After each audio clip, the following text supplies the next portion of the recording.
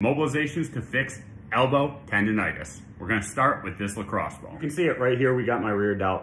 Right here, we got the upper meat of my back, the rhomboids, traps, upper lats. That's what we're looking for. So we're going to put the lacrosse ball right into that area. So not on the back of the rear delt, on the meat just inside of that. So the upper back area. We're going to take our arm just at 90 degrees like an L, and we're just going to internally and externally rotate back and forth. Fairly limited range of motion as I'm starting. And as I go through and I work it into those tight areas, you can see how quickly my shoulder is starting to regain range of motion. So once you find one of those tight areas, just keep on working it. Just keep grinding that lacrosse ball in there, loosen up that tissue. It's going to allow that shoulder to move freely. Now, the elbow is just a transfer joint. It's transferring power from the main movers, that's our center of our body, our chest, our lats, into our shoulders, down into our hands. Now, the problem is typically when we see tendinitis above the elbow joint, it's usually something gummed up in the shoulder or the bicep. What happens is when those get tight, it causes the tendon in here to not move freely. It ends up rubbing against the bone, gets inflamed, and that's where you get tendinitis.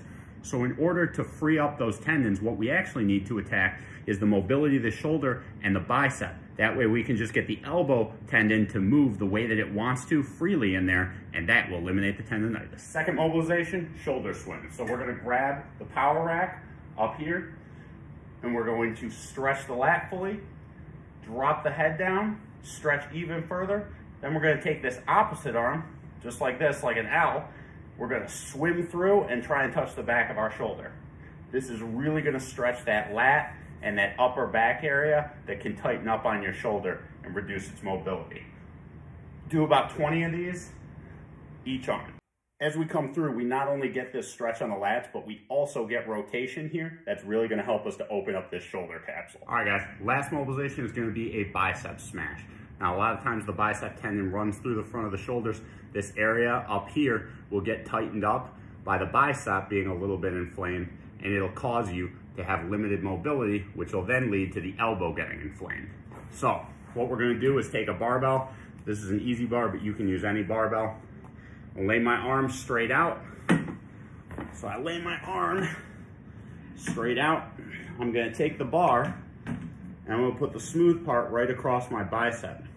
Now what I'm going to do is, if you can see it, I'm going to take this leg and I'm going to use my top leg to apply downward pressure onto that barbell. And I'm just going to roll it up and down that bicep and just smash that bicep out. This is going to release all of that gunked up tissue, and it's going to allow that bicep to move smoother through the shoulder and the elbow joint. It's going to help reduce that tendinitis.